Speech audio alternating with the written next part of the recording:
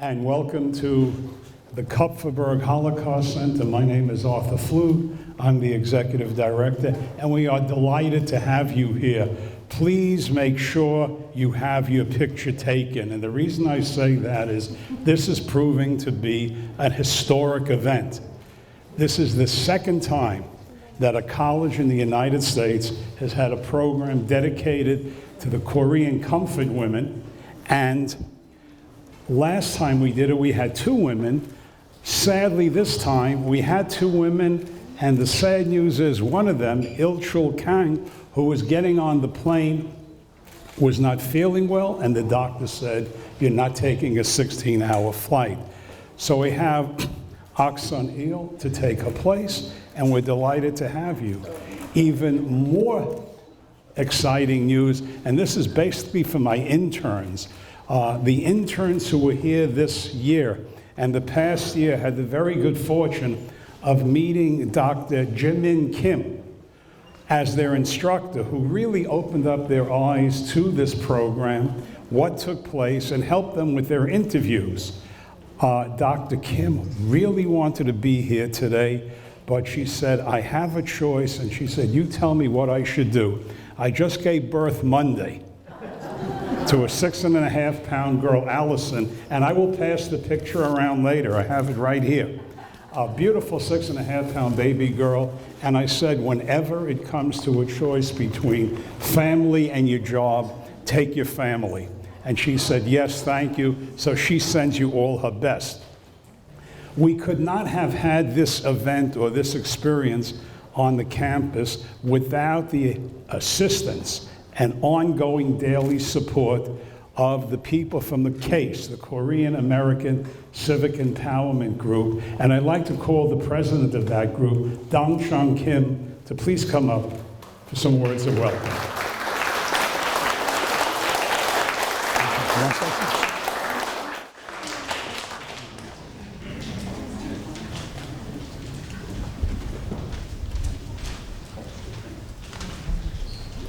Good evening, everyone. Welcome to this event.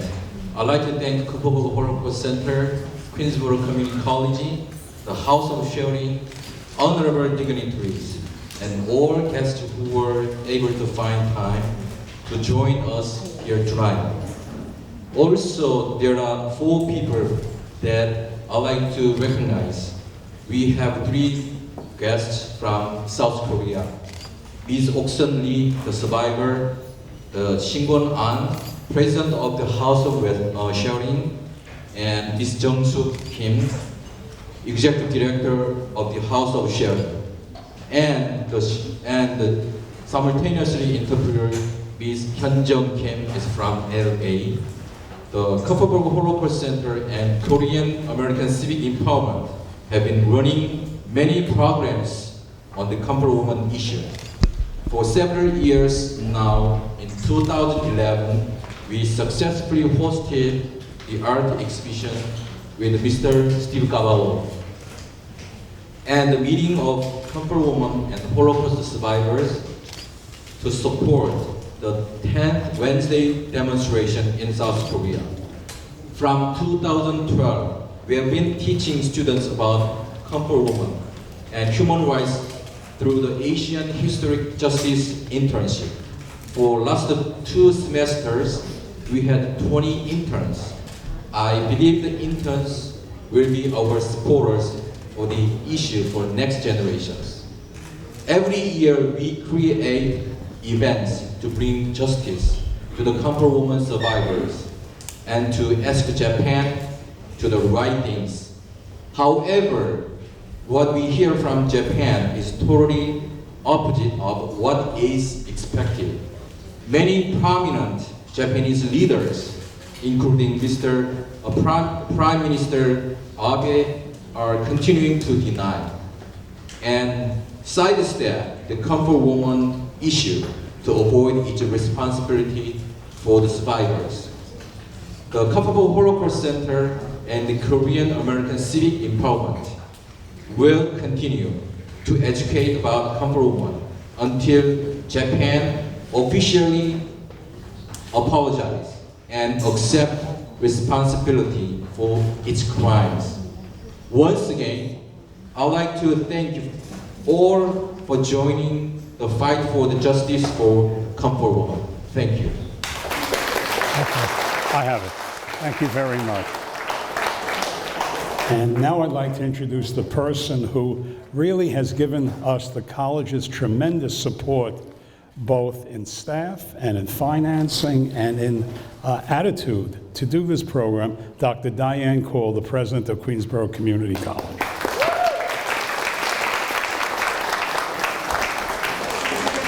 Welcome.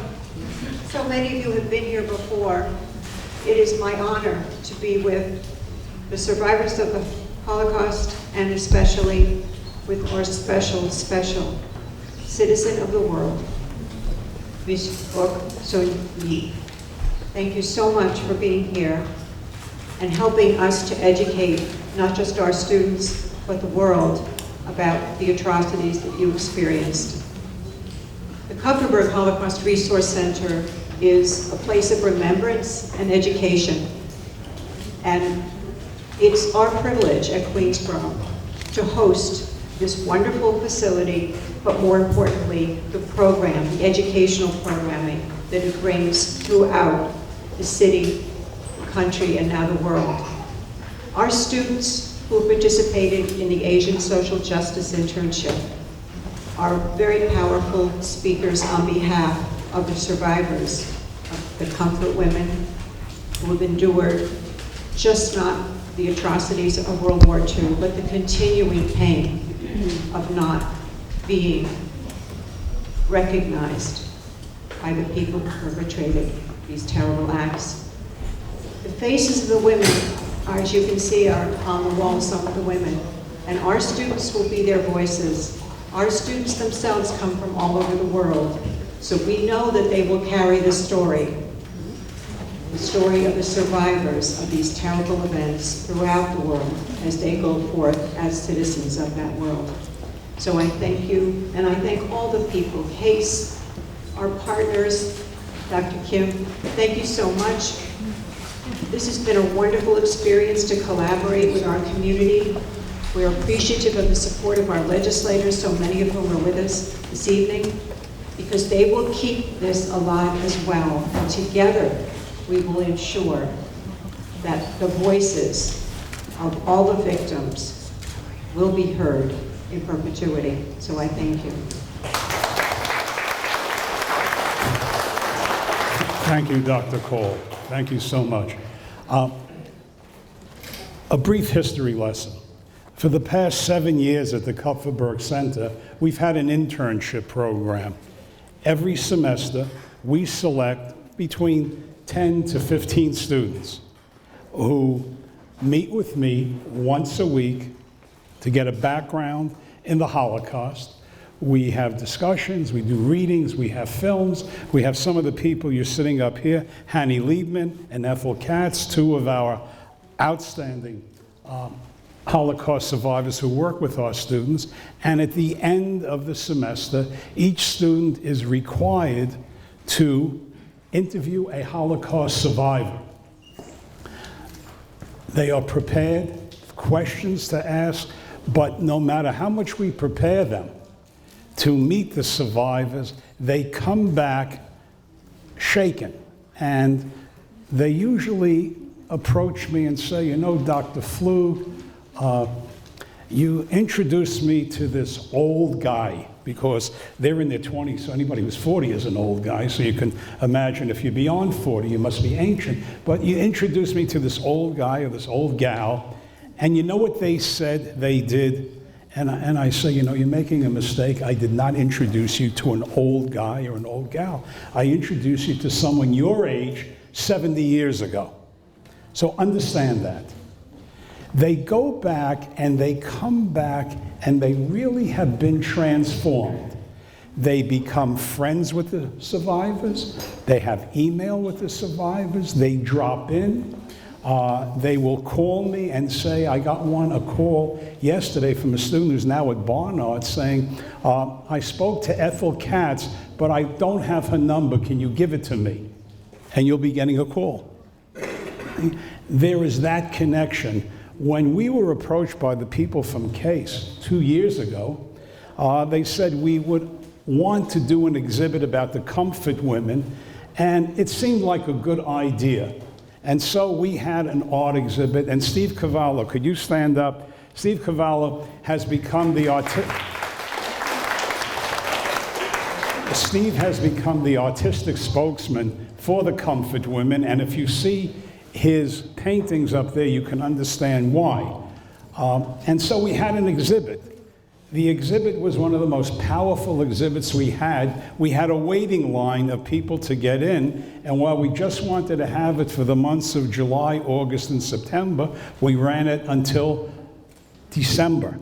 It became that important to people. And when a student walks into the Holocaust Center and says, I want to see this exhibit on the comfort women, I say to them, which teacher sent you here? And they say, no, I just want to see it, which means it's really selling. We decided to take the next step, and the next step was to set up an internship project where our students would study about what happened to the comfort women in Korea during World War II, what happened after World War II, and be able to interview them. In interviewing them, there's a problem. We have no problem interviewing Holocaust survivors in Queens. There are about 4,500 Holocaust survivors in Queens. But when it comes to interviewing the comfort women, the problem is they're not in Queens. They're in Korea. Using some of the younger people in KACE, they solved the problem immediately. Skype. They said, just sit in front of your TV computer, have these women sit in front of their TV computer. We just press the Skype button, and we have a Korean translator on one side, an English translator on the other, and we just ask the questions. We had to do it at 8 o'clock at night, because 8 o'clock at night here is 8 o'clock in the morning Korean time. And there it was, the most amazing thing. Our students are speaking to these men, to these women, at the House of Sharing, which is an organization that supports the comfort women of Korea. And there we had our first successful internship, and this semester we ended our second successful internship. I'd like to ask Chajin Park to come up for a minute. Chajin? Okay. I want to introduce Chajin. Chajin is the person who makes sure everything happens. You know, if you want something done, speak to Chajin and don't worry about it, it's taken care of. We needed a banner, Chajin took care of it. We needed a video, Chajin took care of it. We said we want to get the comfort women, Chajin took care of it. He is one amazing person, and I didn't want to miss the opportunity of recognizing you and thanking you for the work you've done. Okay?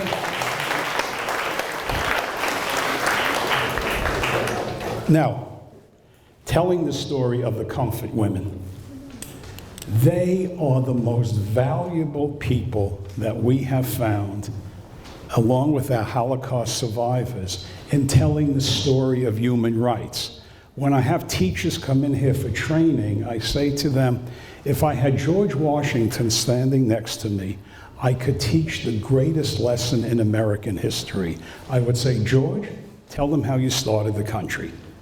And all they would have to do was sit back, and you would have a wonderful presentation on how the country was started. But of course, we don't have George Washington. But we have the people here today. A Holocaust survivor, Hanny Liebman, a Holocaust survivor, Ethel Katz, and Oxon Eel, a comfort woman. We've asked her to come here to share her story with you. And she has an interpreter, and you will be hearing it in a rapid translation. So,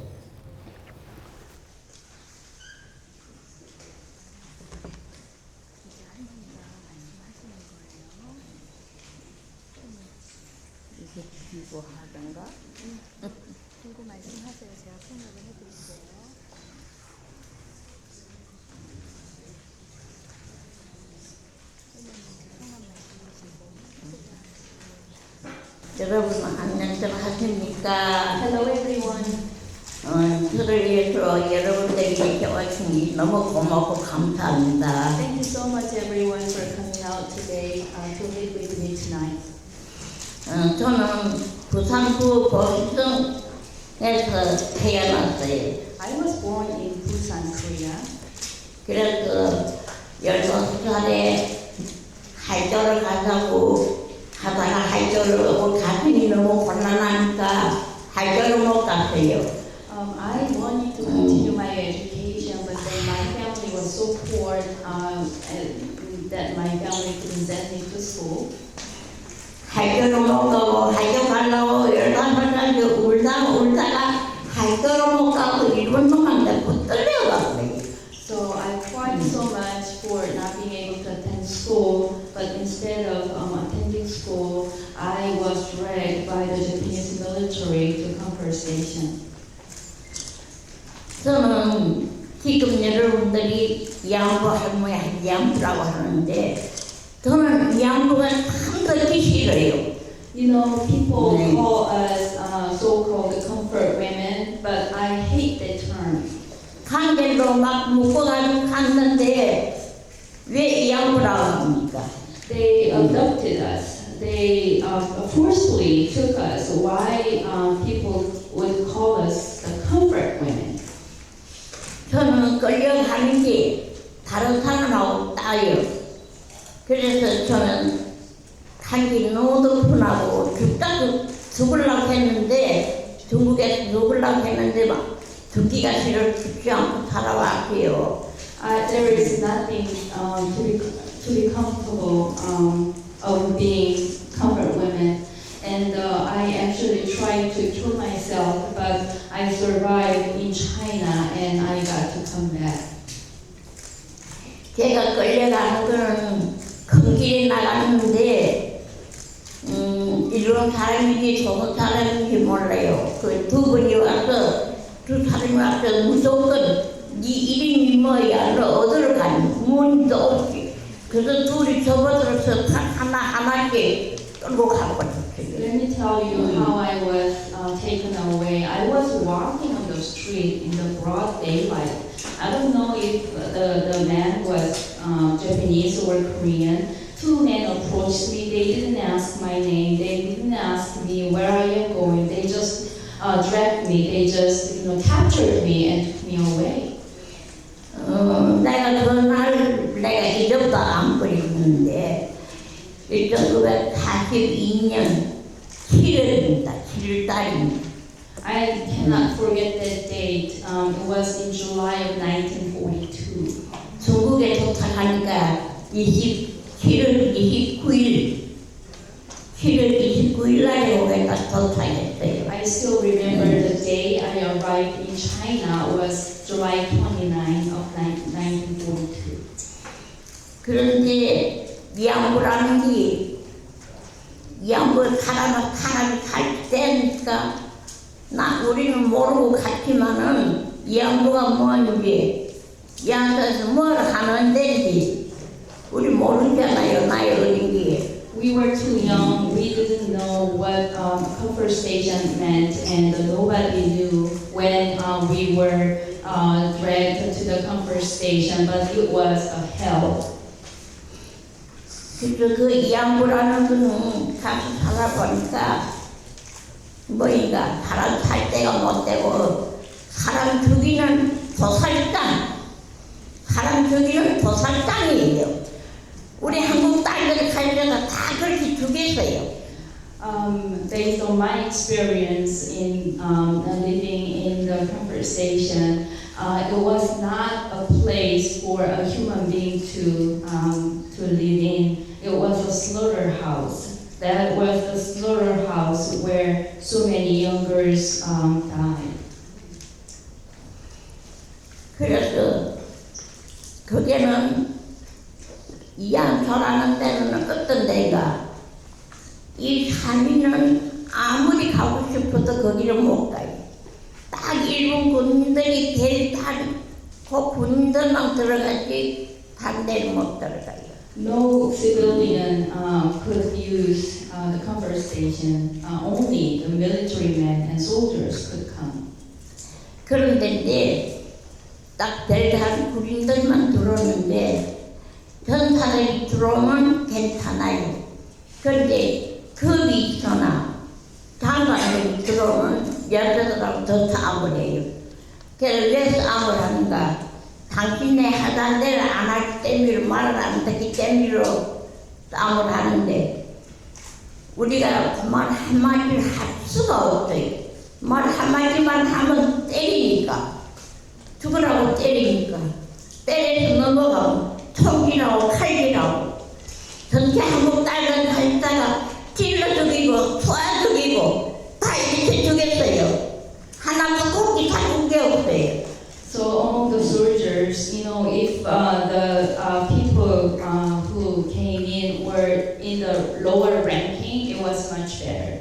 If the people who came in was in higher ranking officers, it was much worse because whenever the girls did not obey what they asked her to do, they would be very violent against her. And they would beat us, they would stab us, they would, you know, shoot us. So many girls died by stabbing and gunshot.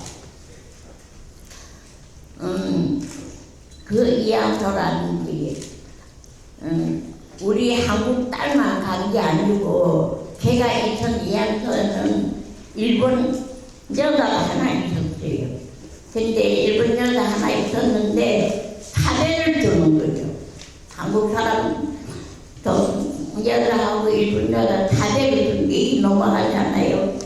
제가 그 목적풀 저번에 일본 한창기로 오는 거 꺼져서 배우면 너 내가 말 이런 거 믿겠다. 예, 그리고 사진 찍은 게 있어요.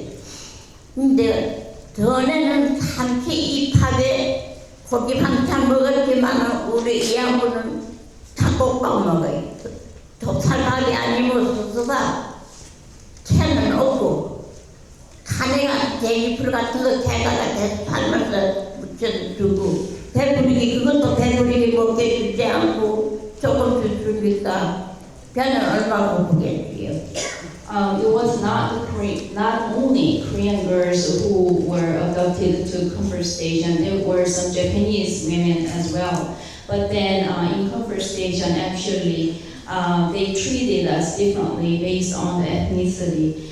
They fed them better than us, and a lot of us had to starve. We had to go out to the mountainside to collect the grass and the vegetables to make food. 그렇게 양서라는 데가 이런 데인데 삶을 어떻게 하면 좋겠어요. 저는 참 곤란해요. 잠깐에 가서 나이 어린 게 아무것도 모르는데 일본 사람한테 내 말씀에 할 말씀에 고생하는데 그 억울한 일을 어디다 다 말하겠어요. So many young girls had to suffer so much. I have seen those, you know, with my own eyes, but there was nowhere to turn to talk about it for a long time. 그래서 군인들도 전사들 들어오면 괜찮은데 그 밑이나 장관까지 들어오기 때문에 여자들이 그런데 저도 한날 소외를 받았어요. 소외를 받았는데 말 안 듣는다고 때리고 사고하는 날 내가 넘어가니까 너를 죽인다고 칼로 빼서 이렇게 하는 걸 칼 피가 나니까 여기 가지 마세요. 칼 잘린다 이게.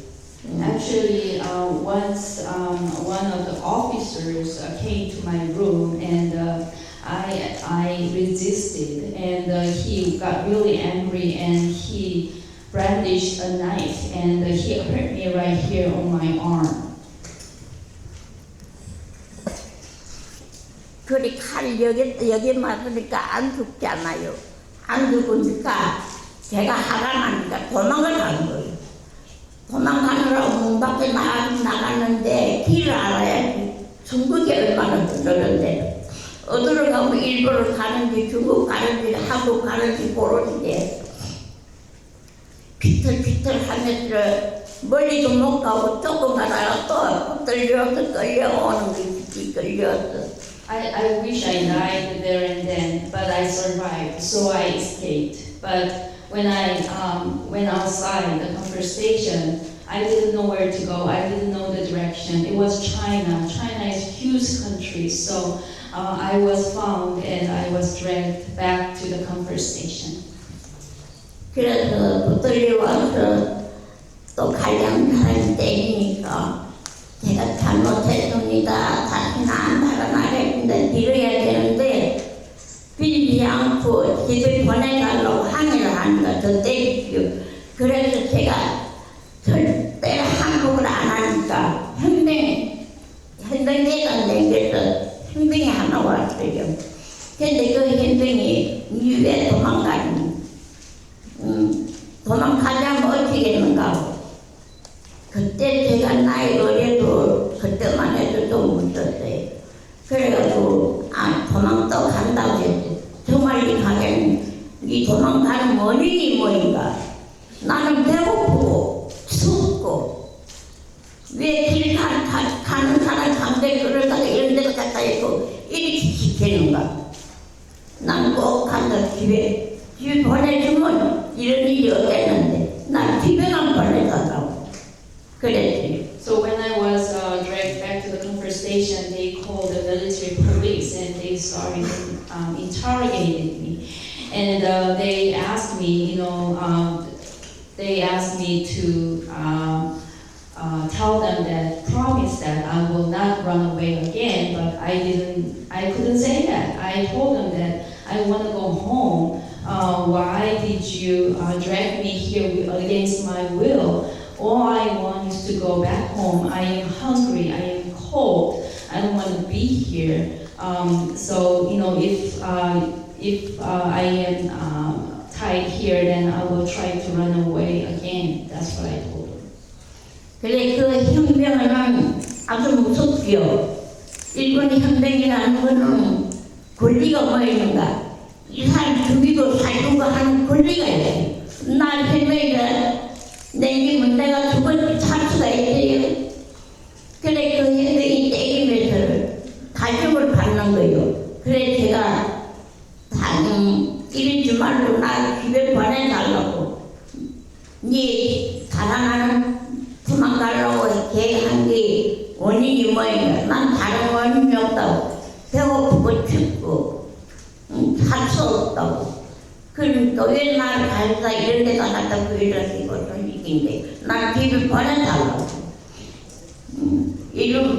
이름까지나 또 달아나겠다고 말을 비워야 되겠는데.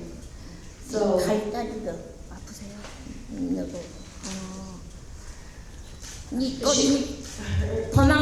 도망가겠다 하니까 이 가려면 또 가라. 이러면 도망 못 가게 하라고 팔을 잘라.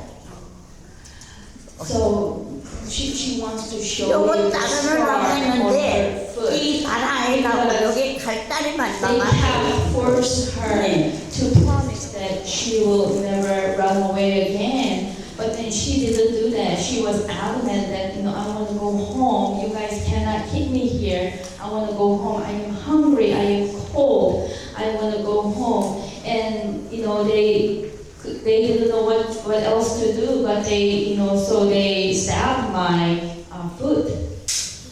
이렇게 눈만 떠주면 한수로 이렇게 보는데 어째 우리가 가만히 있겠어요. 일본하고 우리하고 어떻게 내가 왜 미국으로 왔지? 일본에서 당했는데 일본에서 가서 해결해야지. 미국 와서 무슨 해결합니까? 그래서 전에가 이전에 해방된 지가 몇 년 됐는데 할머니들이 다 80, 90 다 넘어가서 힘이 없어요. 그래갖고 제가 이 먼데 미국을 찾아왔어요. 미국 정부에서 조금 돌봐서 우리를 좀 빨리 해결하게 봐달라고. So how could we stay silent about this injustice that was committed against us? That's why I came to the United States to talk about it. We also went to Japan to address this issue, but then after several decades, after the end of war, it has not been resolved still, and we still have to fight. All of the survivors are so old, they are weak, they are in their 80s and 90s. And even if I am so old and weak, I traveled so far to the United States to ask the United States, to help us to resolve this issue. 어떻게 하면 이런 사람들이 살아나게 하겠습니까? 우리가 이렇게 해도 지금도 할머니들 거짓말 한다고 하면서 한국 딸들 하나도 우리 강제로 끌어간 게 없고 양보 내는 게 없다는 거예요. 전에가 일본에서 양보를 안 내걸으면 이용선이가 갑자기 이 양보를 내걸었겠는가? 너네는 하나도 안 끌어갔다. The government 한국 딸들은 몇 주, 11살부터 끌어갔어. 11살이 뭐입니까? 예? 11살부터, 11살, 19, 18, 이런 어린 것들 다 가져갔어요. 그 가져가 다 주겠지. 전에가 뭐랬지. But the government of Japan is still lying about this historical fact. They are saying that they never forced us into the sexual slavery. There were never such thing as comfort women. I mean, if there was no such thing as comfort women, who is Oksan Lee, who is testifying here today? They took the young girls as young as 11 years old. I mean, what an 11 years old know? There were 12-year-old girls, 13-year-old girls, and 14-year-old girls, and a lot of them were killed.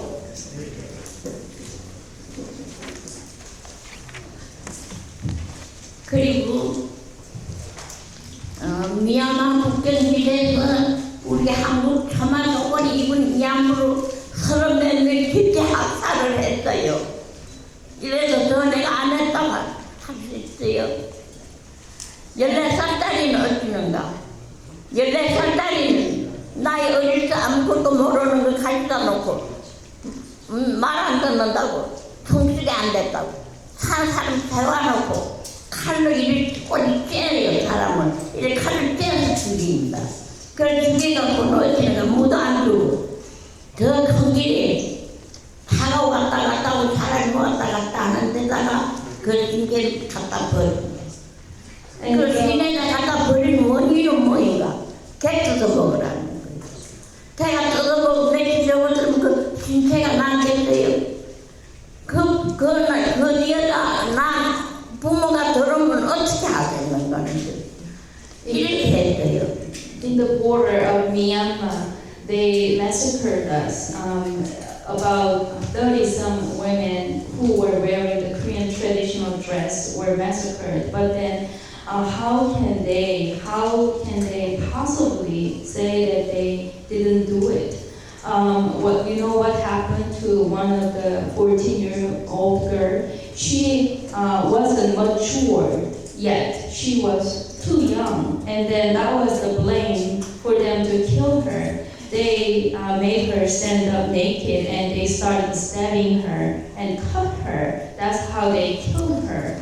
I witnessed it, and they did not even bury her in the ground. They let her body exposed on the big street where people and cars were coming and going. And the reason they do that is because to have the dogs to come and eat on her body so that there is no body left. I mean, what would the parents do if they knew what happened to their daughter? 그리고 그 일본은 나라를 청렴하게 조선을 망하게 하고 조선을 없애고 다 병원에다 내려고 그랬는데 그렇게 나쁜 짓을 했대요. 그렇게 하고도 지금도 입원서 사람 하나 죽이는 거로 다 하나 잡는 것만 이렇게 해가지고 지금도 그렇게 나쁜 짓을 해요. 그것뿐이 아니라 또 저기 양보에 가갖고 임신하는 사람이 있어요. 임신하는 사람이 있는데 애기 배에 있는데 다 재와 낳지 못하게 하고 병원에도 안 데리라고 입안에다 눕혀놓고 칼로 배를 깨가지고 알을 꺼내가지고 갖다 버리고 그 사람 죽든지 말든지 그냥 내버리라고 이런 일이 있지. The crime that was committed by Imperial Japan was so horrible. They colonized Korea for a long time. They oppressed Korean people for such a long time. And another incident that I saw was that what happened to a pregnant woman. They did not allow a woman to be pregnant, so they did not let her have that baby. They did not take her to a doctor. Instead, they opened up her belly with a knife and took the baby out and threw it away and let her die. 그리고 또 하나는 여자 하나가 애기를 낳았는데 키웠어요. 키웠는데 한 4살, 8살 키웠겠지.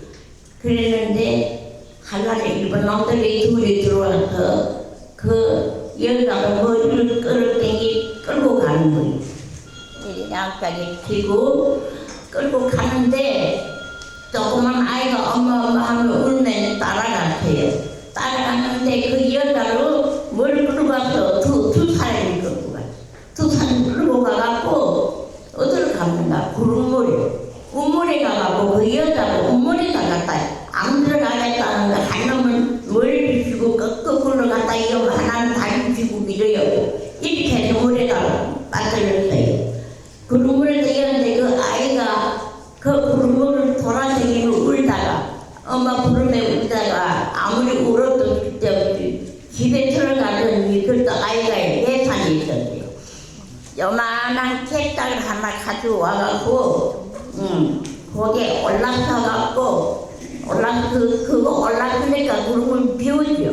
엄마 하면서 그 구름물에 들어갔어요. 가고 그러다가 엄마 아들이 다 물에 들어갔는데 그 지키는 남자가 하나 있었는데 수리탄을 가지고 있었대요. 그래, 니 그 수리탄 여기다 좀 열라고. 어느 명령이 안 내려. 그 수리탄도 구름을 대니까 수리탄 터지니까 그 두 사람 다 죽은 게 아니에요. 전체 이렇게 나쁜 짓을만 해요. Another woman had a baby. Her baby was really about 1 year or 2 years old. But then she was dragged by 2 Japanese soldiers by hair, and then they put her in a well. She resisted, but she couldn't survive, and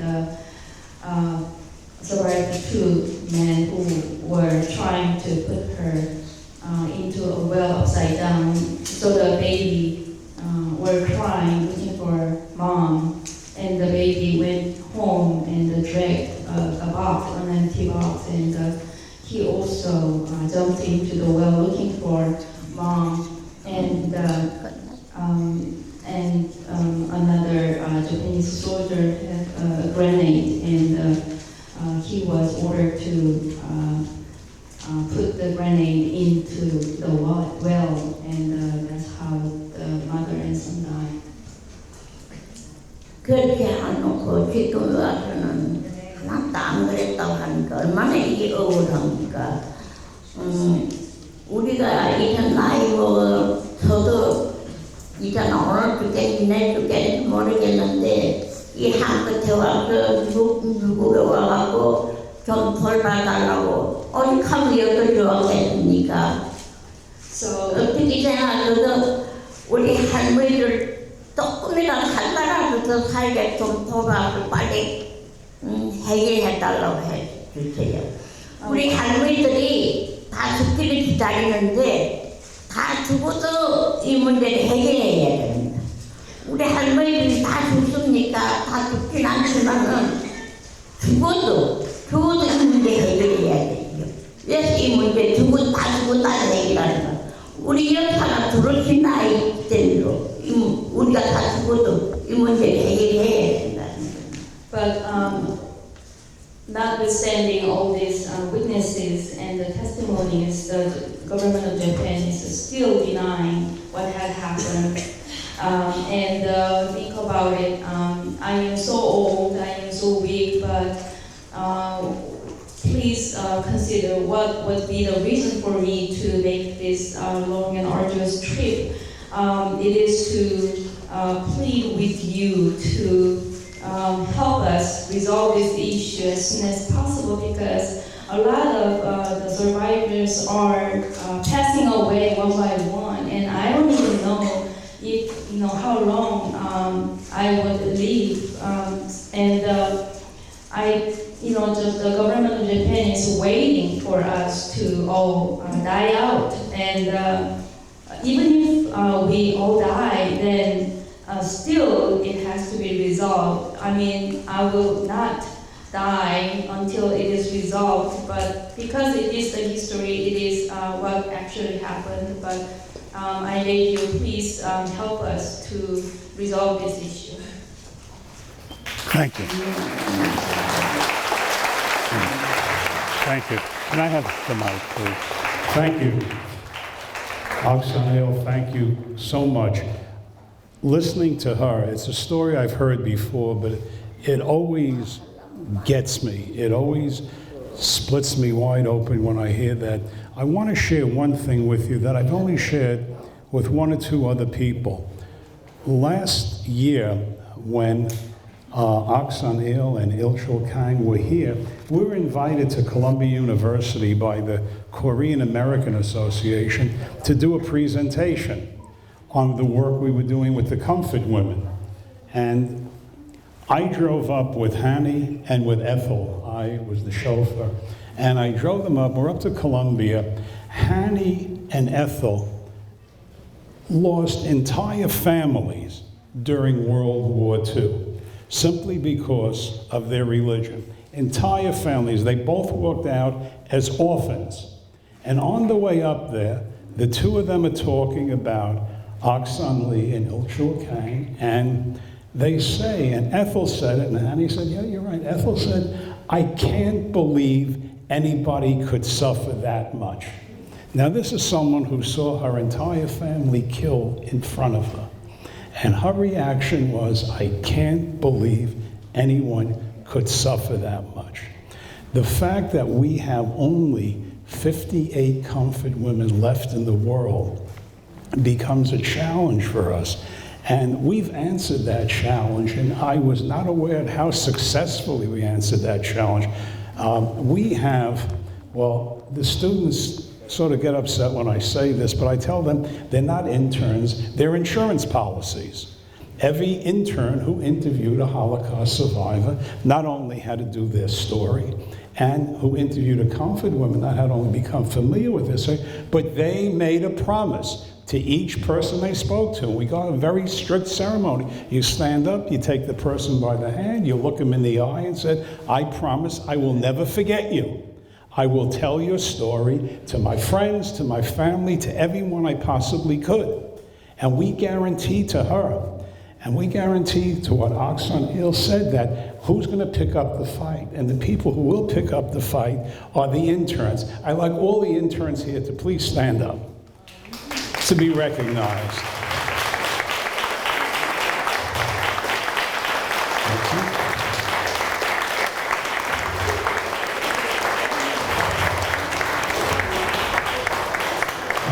Alexander, I like Alexander Grombe, who was in our first internship class. I'd like to come up and ask him to share some of the thoughts he had. You can sit down now, guys. Alexander. About 2 minutes, okay? Good evening. Last fall, I had the privilege of participating in the Asian Social Justice Internship. We spent a few months with Professor Jimin Kim learning the history of the World War II in Asia. At the end of the internship, I was given the opportunity to speak over Skype to Ms. Aksun Lee. When you're taking a class with Professor Jimin Kim, it's a history class. It's valuable, it teaches you the facts and what happened. But when you talked to Ms. Aksun Lee, that's when the history became real. That's when you learned the lesson that you were supposed to learn in class. Ms. Aksun Lee told us that she was 15 when she was taken. That's how old my sister is right now, and that to me is what is still with me. Society is defined by how we treat our children.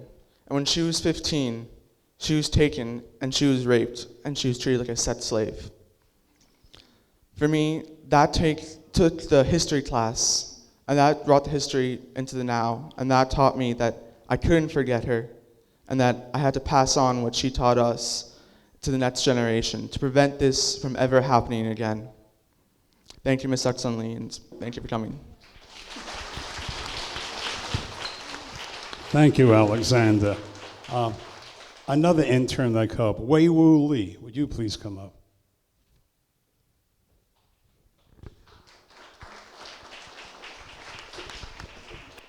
Good evening. I haven't known the controversial issues about comfort women for a long time, but I've never thought I would have a chance to talk to those women. Last fall semester, I had the honor to interview one of these women, and I was absolutely shocked by her story. I realized how vulnerable the human rights could be during the wartime. I interviewed Ms. Yichul Gang, and who was sick and cannot attend this event today. It's very sad. She was kidnapped when she was 15 or 16 years old, the most beautiful age. Instead of enjoying her teenage years, she was taken away to the comfort station to serve Japanese soldiers as a forced sexual slave. She survived from the war and ran out from the comfort station. However, the inhuman experiences had never stopped hurting her. Even after almost 70 years, when she was telling about the story, I could still feel the horrors and the fears in her voice. And she still lives in comfort station, even though in reality, she is not living there anymore. Because of the tremendous psychological damage, she was too ashamed to tell her families about her story. This is what bothers me most. I think one of the reasons is because people are unaware or ignorant about this historical tragedy. And this is the reason why we conduct this intern. We want to educate more people about this and care about these women. For all the comfort women, they are already in their late 80s and early 90s. They are not afraid of dying. What they are frightened is no one would ever care about the history, and what they have been through will be forgotten. When I interview these women, I feel like I was not only interviewing a comfort woman, I was like talking to my grandma, who is in her 80s, and she was telling me about this horrible, horrible story. This grandma told me that she wanted nothing but a formal and sincere apology from Japan. I won't tell Ms. Yichul Gang that I care about you, and more people will care about you, and your sisters too. And I will never ever forget you, and your story gonna live on, and you will not be forgotten. Thank you.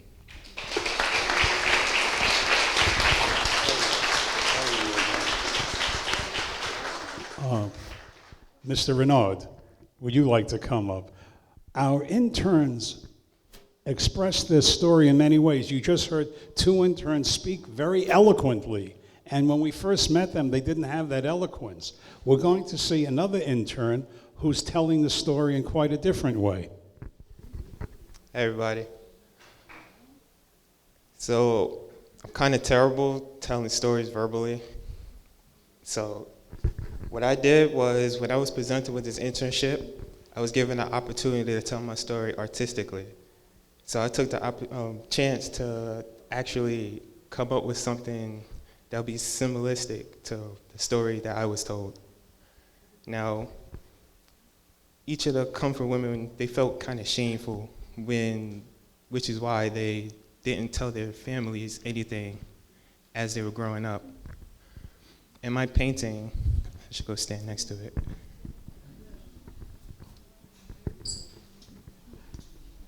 So, in my painting, what I was trying to do is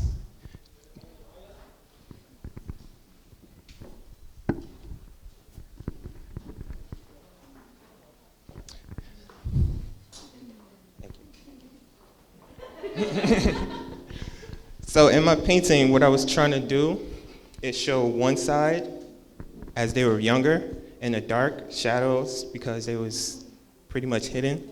And now as they getting old, they're more in the light because they're speaking out.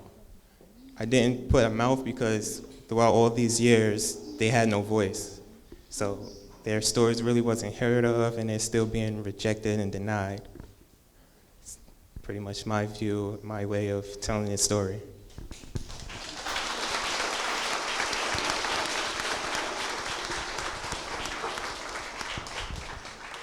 Thank you.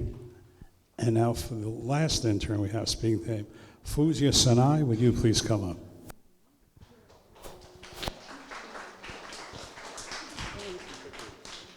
Hello.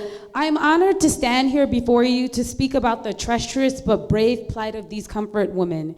These comfort women were women who were our mothers, our daughters, our sisters, our aunts, warriors, and survivors of this ill-conceived war that was carried out by the Japanese during 1939 to 45. During the World War II era, the Japanese began their imperialistic domination over Asia, beginning with North and South Korea, China, Taiwan, and sweeping brutal domination over these nations. The Japanese were in the throes of consuming all of Asia and begun with these innocent Asian nations. These nations were becoming a part of Japan's grasp of totalitarianism and barbarism within the sweep of the Japan's neo-colonialist injunction were the innocent lives that were captured during the brutal sweep of this nation. In these nations, these women such as Aung San Lee were kidnapped. The Korean women were brave. They were stolen from the streets of their native Korea and forced into a life that they did not ask for. They were forced into a life of sex slavery, prostitution, and sexual assault. As a personal gift to Aung San Lee and to all of comfort women and keeping their story alive, we must rename these women as an act of preservation. We must change their status from comfort women to comfort survivors. The name comfort women was given to them by the Japanese. The Japanese have slaughtered the identity and their rights to be female. So in an effort to rewrite history and reclaim their bodies and their voice, we must rename the comfort women to the name of comfort survivors. We must also unite in preventing that this and any other human atrocity from ever occurring and against womanhood. This should never happen again. No apology and compensation will ever repay for the crime that was perpetuated against these women. Let me keep going. My Asian social justice internship with the Kupferberg Holocaust Center taught me that being held captive against your own will, being enslaved, being a victim of circumstance does not make you a weaker soul, but makes you stronger. Because your will to and courage to survive should be the test of your strength and not the position that one gets subjected towards. There's a long-held belief that these comfort women, comfort survivors, were dirty, spoiled, or unwanted. But we know a cultural belief system can be wrong, and that these women were not damaged or spoiled, but one of a kind, unique in their existence. Since stolen from their native land to be imprisoned innocently is not a fault of their own. They should be erected as symbols of courage, bravery, and womanhood. The Comfort Woman is a story of survival and of bravery, not just of womanhood. We're gathered here today to remember the untold story of Aung San Lee. We must remember the untold stories of Aung San Lee. When Clarissa and I, another intern, interviewed Aung San Lee, we had made a promise with Lee that we would tell everyone we know, we would tell the world, we would tell you. And that's what I'm doing today, and that's what I plan on doing every day. We must continue to spread the stories of these comfort women because we have been privileged to hear their stories, hear these survivors of these sex slave camps. We're privileged to hear their journeys. It was also a great pleasure and honor to be taught by Dr. Jimin Kim, a Columbia professor in Asian history and social justice. It was such a pleasure because she was Asian, she was Korean. She was first-hand account of Korean history. Dr. Kim was anything but of value to the Kupferberg internship. Okay, thank you so much.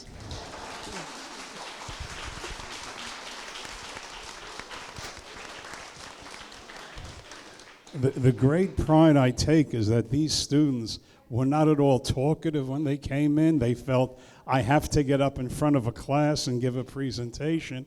And here, they're ready to announce this to the world. Let's have a hand for the interns.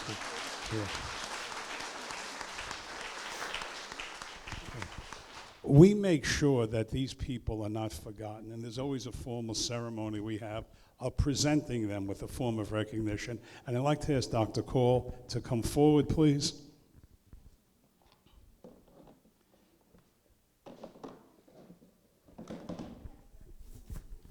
Aung San Lee, and maybe you should just stand behind, it would be easier. To Hanny Liebman, and maybe you can stand right next to her. And to Ethel Katz. And I think if you turned around, and the plaque reads, the Kupferberg Holocaust Center, the Kupferberg Freedom Award, and KACE, Korean American Civic Empowerment, present to Aung San Il, Hanny Liebman, Ethel Katz, In the Face of Tyranny, I Will Not Be Silent, July 11th, 2013.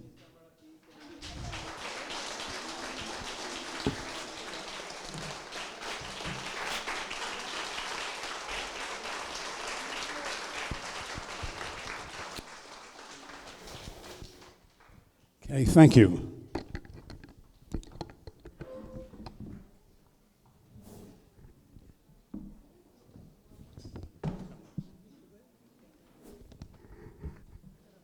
Okay, and now I'd like to call up someone who adds a different level to our program, and that is Soo Young Lee Segreda.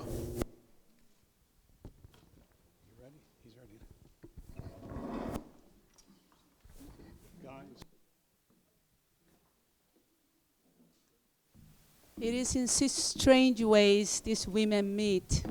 So while I was thinking about dedicating songs for all, I selected Mishevera, which is a praise that used in synagogues for those who need healing and comfort for spiritual weaknesses and physical weaknesses.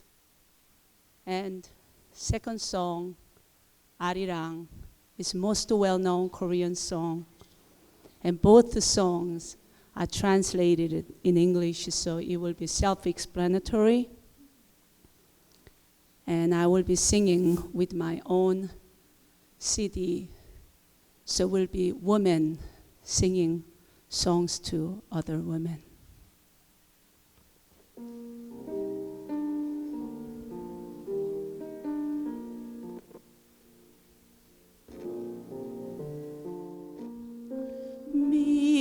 Mishevera avotinu kor habraka limotinu, may the source of strength who bless the ones before us, help us find the courage courage to make our lives a blessing, and let us say Amen.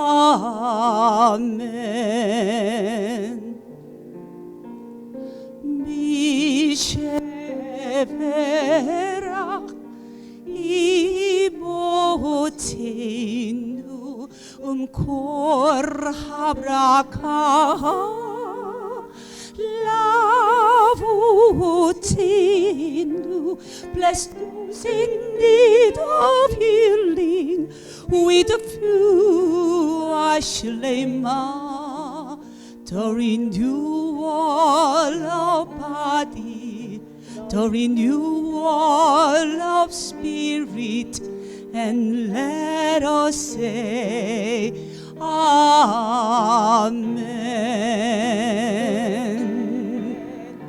And let us say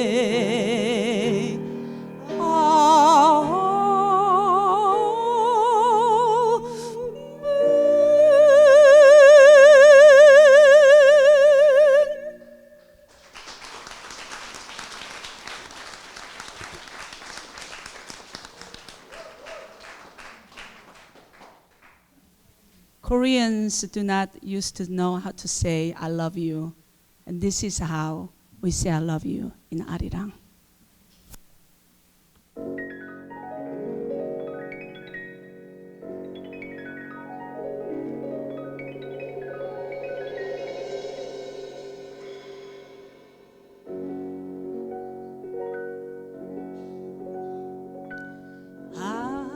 Arirang, Arirang, Arario,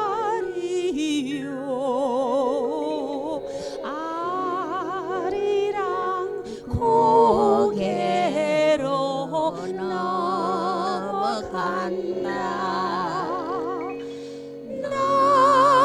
나를 버리고 가시는 님은 심리도 못 가서 발병 난다. In English, 아리랑 아리랑 아리랑 힐 over the 아리랑 힐 you must go. How I wish you'd not go away. It is such a long way, and I want you to stay. 아리랑 고개로 넘어간다.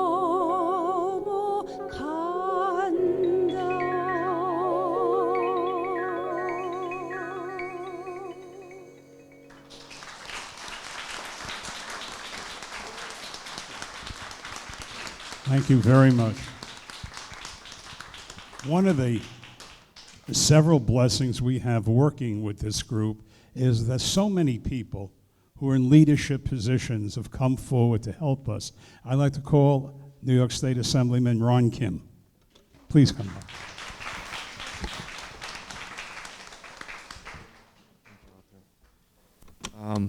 Thank you. Thank you, author, Dr. Cole, all the staff members, CACE, Mr. Kim, Esther Lee. It's been a very emotional evening. There really isn't that much for me to say. I want to thank all the survivors for participating in tonight's event, and our ambassadors of our future, of all of our interns, for doing such an amazing job. A few months ago, the mayor of Osaka, I think her name is Toru Hashimoto, came out and said that, oh, it's okay to have comfort women. Prostitution is a good thing. It was a necessary part of war.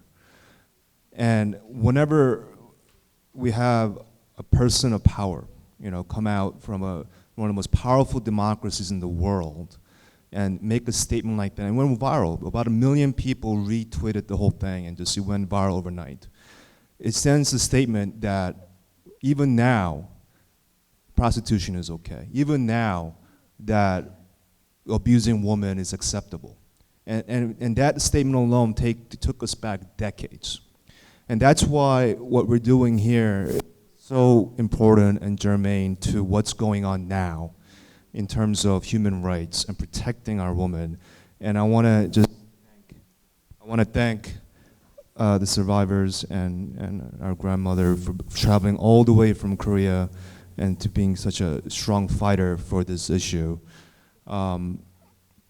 You have my word that as long as I'm in office and as long as my colleagues who were here earlier are in office, we're going to keep this issue alive, and we're going to make sure that we continue to pass resolutions and continue to do whatever we can to make this issue relevant to the current discussion. So thank you out there, and thank you QCC for hosting tonight. We're also joined by Assembly Member Levin from Long Island, who also passed one of the resolutions this year regarding comfort women. So thank you for being here.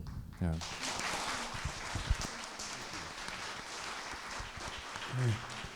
I'd also like to come up, Assemblyman Chuck Levine, originally from Queens, now from Long Island.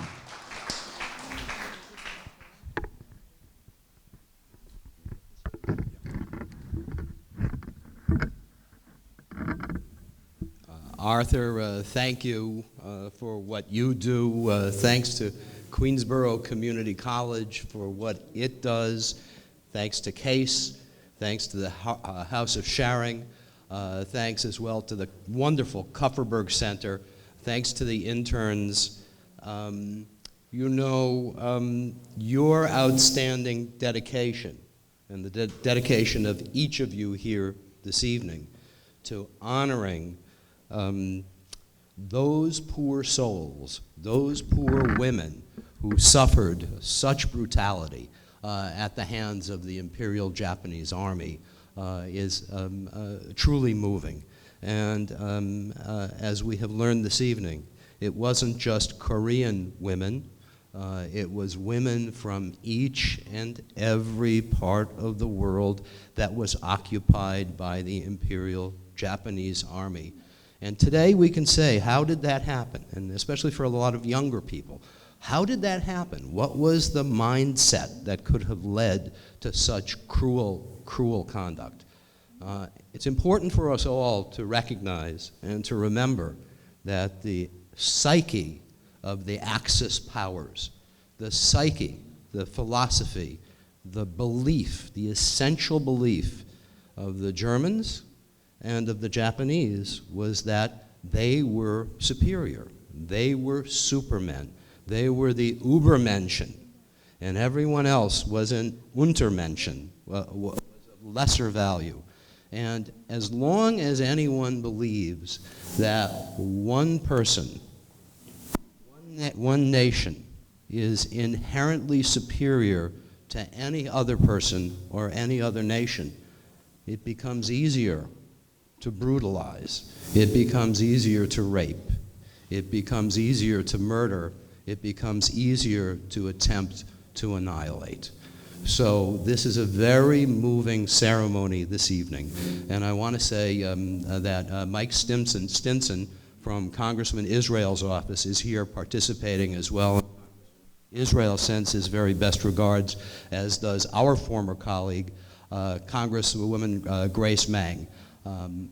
Tonight, whether we like it or not, whether we want to be or not, the fact of the matter is that we are all survivors, and it is our obligation to carry this story forward.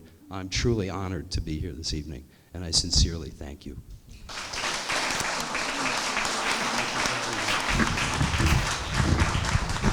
We have some more of our leaders here. Assemblyman David Wepper, and I saw him here, but I know David always has a busy schedule, so he's out. But David is always there at every event we have. Also was here earlier this evening, but had to go to another event.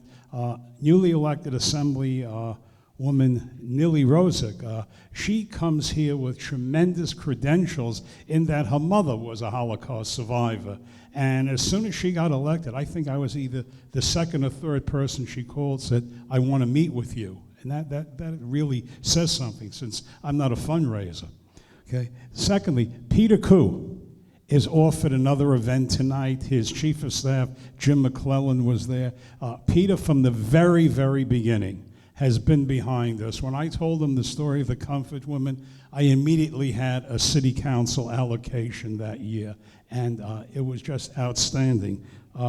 Honorable Edward Braunstein, who is the assemblyman that covers this district, he called me yesterday. He was almost in tears. I can't be there, and for two reasons. Number one, rather for one reason, he has an event which is really important that he be at, but he said, I have perfect attendance at the Holocaust Center events. I've never missed one single event. I said, we'll give you credit for it. Don't worry. It's okay. But Assemblyman Ed Braunstein, absolutely a wonderful, wonderful person to work with.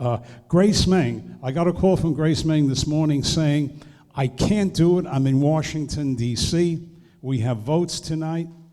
And I understand that, having worked for a member of the U.S. House of Representatives, you really a very, very hectic schedule. Then I got a call from her later saying, I'm on my way up. I'll be there by 8 o'clock. Taxiing off you can leave the runway at Reagan National Airport at 7 o'clock for an 8 o'clock landing in New York, but you're told you're number 43rd for takeoff online, and so you may come up 9 o'clock. But Grace Meng, when she was in the Assembly, and when she came to the United States House of Representatives, has not only been working with the Kupferberg Holocaust Center, but last Monday at 2 o'clock, we were in Grace Meng's office with a group of Holocaust survivors from Poland who live in this neighborhood, who are very, very active in the Kupferberg Holocaust Center, saying, we want the reparations question settled. And we walked in.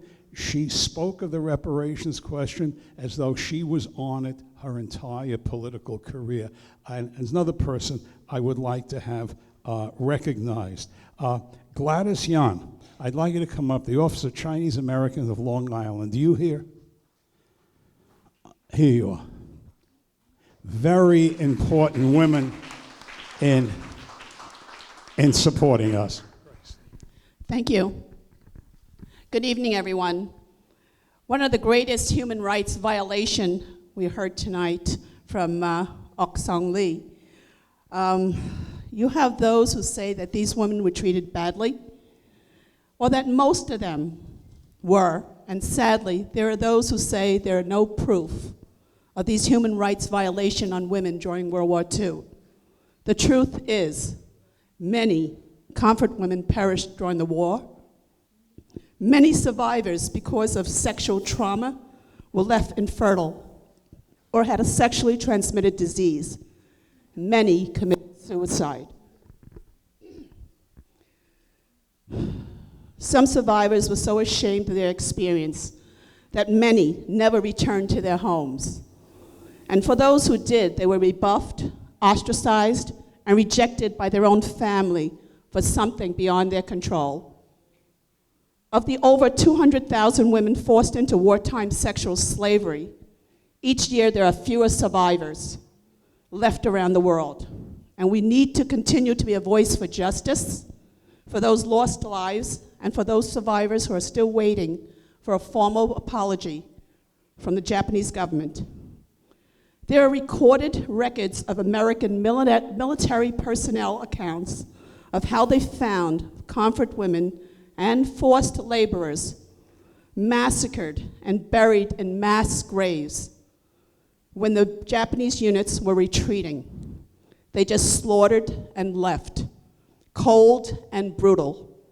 Remember, not to forget. Most of the comfort women, and many of them young, underage girls, were tricked and or coerced into the sexual slavery.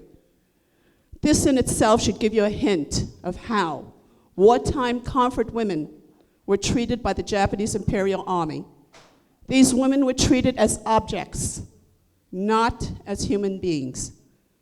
I want to welcome and I want to thank Ok Sung Lee for being here today to share her story. And I want to tell her that we care, and we care for her deeply, and we will not forget, especially when we have the interns here, to make the story, okay, never to be forgotten, and we will make sure justice will prevail. Thank you. Thank you. From Congressman Steve Israel's office, Mr. Stinson, are you here? Okay. Could you please just he's not newly elected, but he's new to our district. Congressman Steve Israel has already contacted me saying if you need support on the comfort women issue, you can count on me, and he's already introduced a resolution saying that. And for those of you who want to become more familiar with him, he is going to be our guest speaker in the spring 2014 semester about Nazism, the law, and the court system. So we thank Congressman Israel. We know he is in Washington at this time.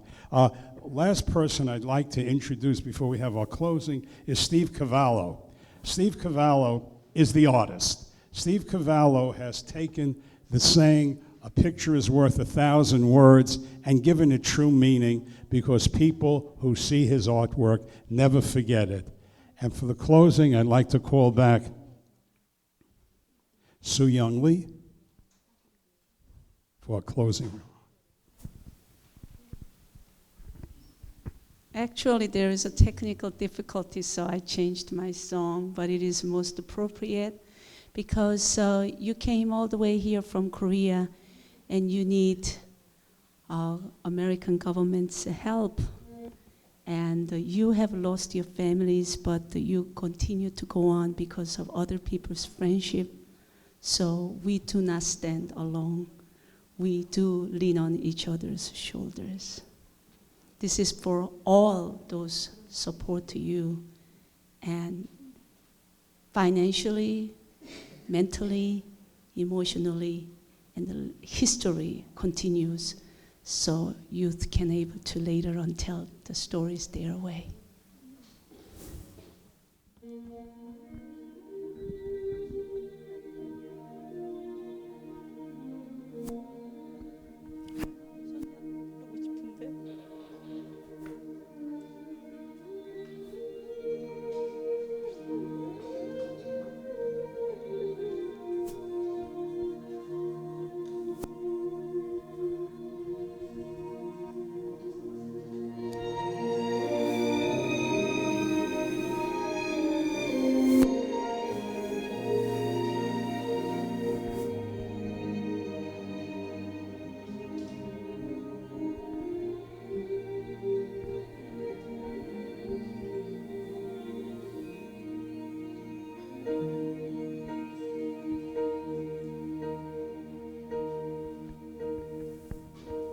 When I am down and oh my soul so weary,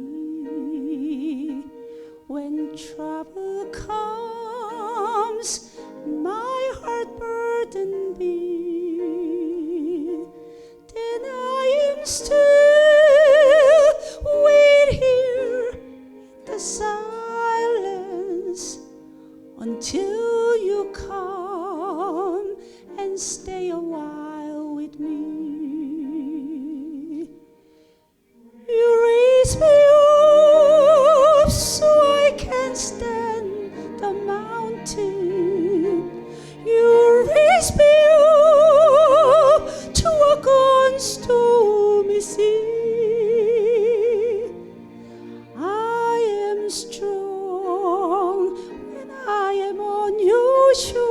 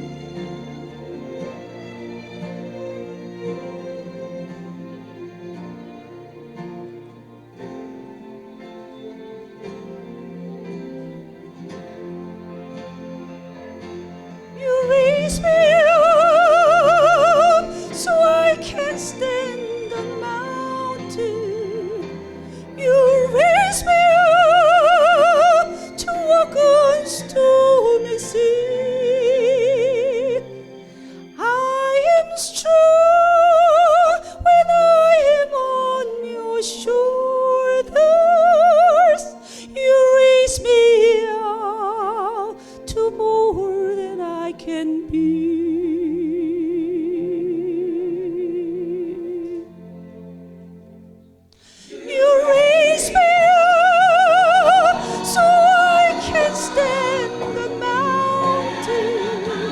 You raise me up to walk on stormy sea. I'm strong when I am on your shoulders. You raise me up to more than I can be. You raise me up so I can stand on mountain. You raise me up to walk on stormy sea. I am strong when I am on your shoulders. You raise me up to more than I can be.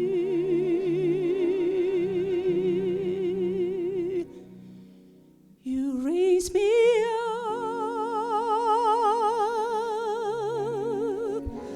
to more than I can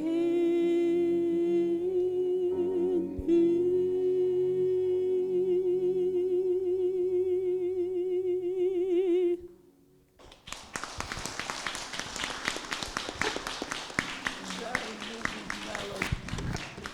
Okay, Mr. An from the House of Sharing.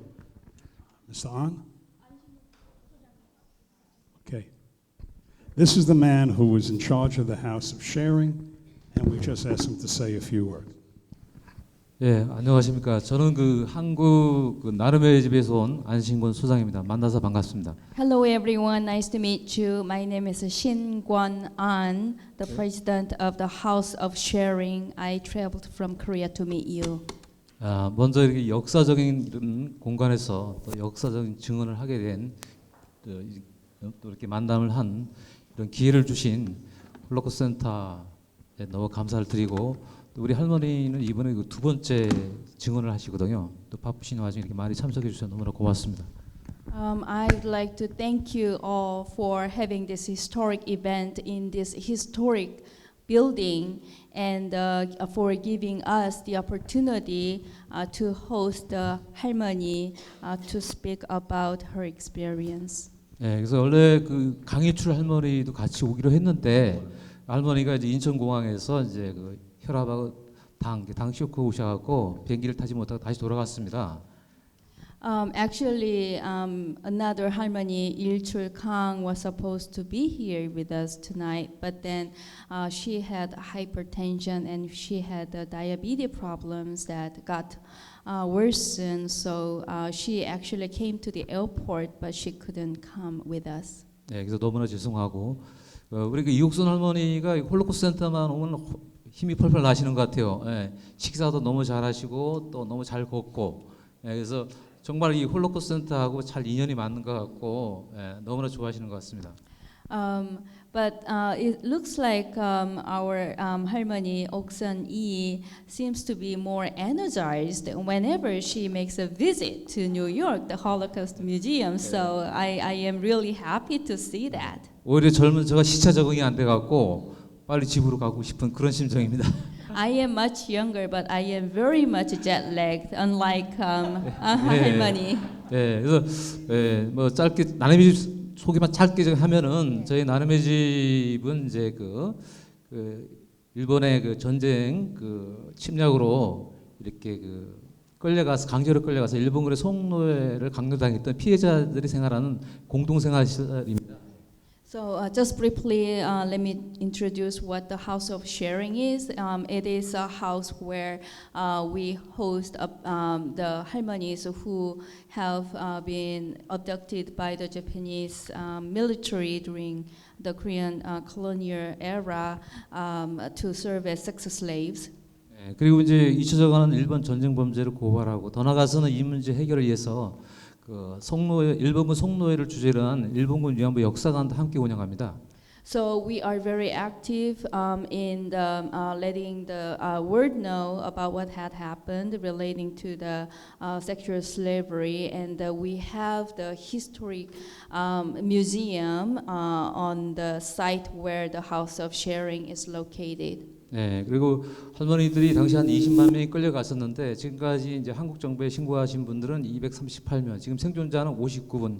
그 중에서 이제 10분이 나름의 공동생활을 하고 계십니다. So out of the about 58,9 survivors who have actually reported to the Korean government that they were the sexual slaves, which was about 250 some women out of 200,000 victims.